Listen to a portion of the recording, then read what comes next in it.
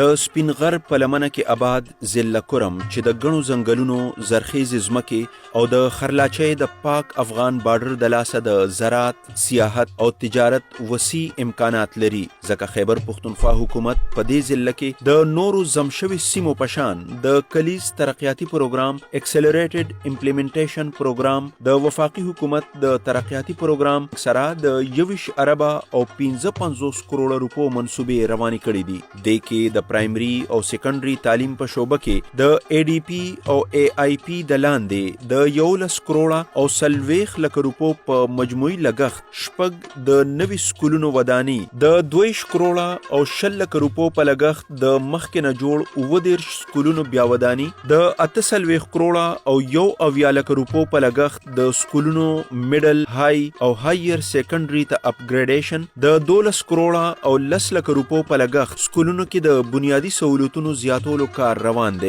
په کورما او ټولو زمشوي علاقو کې د 4 کروڑه او 6 لک روپو په لګښت پرایمري سکولونو کې مفت د سکول بیګونه او کتابونه ورکولی شي، او کالجونو کې بیا وداني، د ترانسپورت سہولت، د استادانو د کمی پوره کولو او د دوی د کارکردګۍ زیاتولو لپاره، او کالجونو کې د BS او کامرس پروګرام شروع کولو لپاره د 9 اربه او 15 کروڑه روپو منصوبې روانې دي. د هنر د زده کړې لپاره د 18 کروڑه او 18 لک روپو په لګښت ګورنمنت پولیټیکنیک انسټیټیوټ جوړ کړی شوی دی، او د 18 کروڑه او 18 لک روپو په لګښت ګورنمنت ټیکنیکل انسټیټیوټ صدک سیول او الکتریک ټیکنالوژي کورسز شروع کړی شوی دي.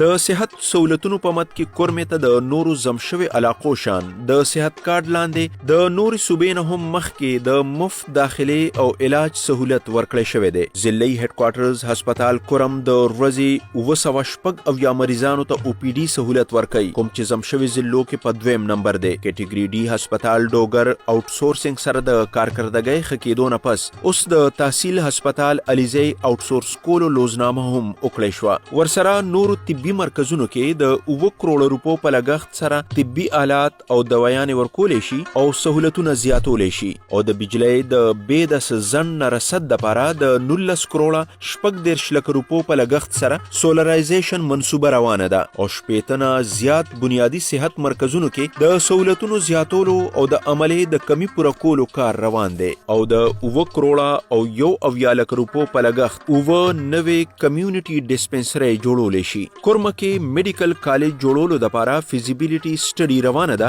او د 3 کروڑه روپو په لګښت سره نرسنګ کالج، د 12 کروڑه روپو په لګښت سره پاړه چنار او سده هسپتالونو کې ډاکټرانو لپاره هاسټلې جوړیږي.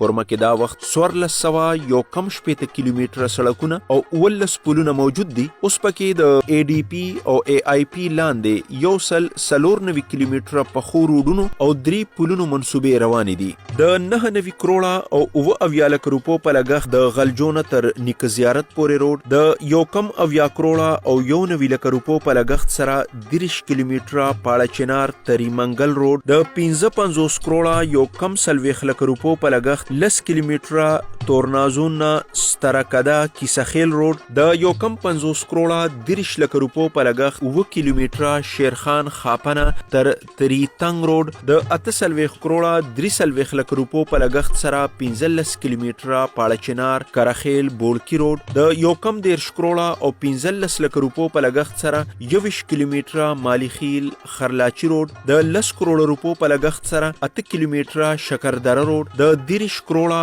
او 40 لک روپو په لګښت سره د شرخاوي دره الوړه میله روډ، د سره د 1 ارب 3 کروڑه روپو په لګښت سره سنټرل، لوور او اپر کورم کې د نورو سړکونو د پخولو کار روان دی.